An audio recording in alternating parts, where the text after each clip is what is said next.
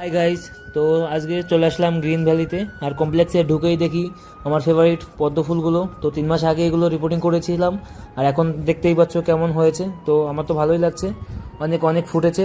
তো এখানের সামনে ছিল একটা পুকুর, পুকুরের পাশে এগুলো রেখে দিয়েছিলাম।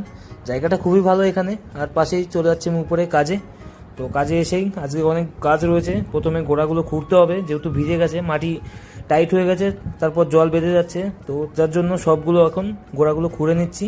তো খোঁড়ার পর পাশে ছিল কিছু বেল ফুল, এগুলো করিয়ে এসছে, সকালে ফুল তুলে নিয়েছে।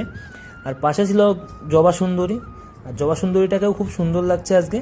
আর গাছে পোকা লেগেছে, এর জন্য ফাঙ্গিসাইড মারতে হবে। তো তারপর উপরে ছিল কিছু পদ্ম, এটা সিঙ্গেল পদ্ম, আর উপরে বগেনভিলিয়া। আর আজকে হচ্ছে 1435 সার দেবো। তো সার দেওয়ার পর ওষুধ দিতে হবে। তো 3 লিটার জলের মধ্যে একটুখানি মিশিয়ে নিলাম। তো মেশানোর পর স্প্রে করে নেবো। তো আজকের মতো কাজ শেষ, দেখা হচ্ছে পরের ভিডিওয়। টাটা।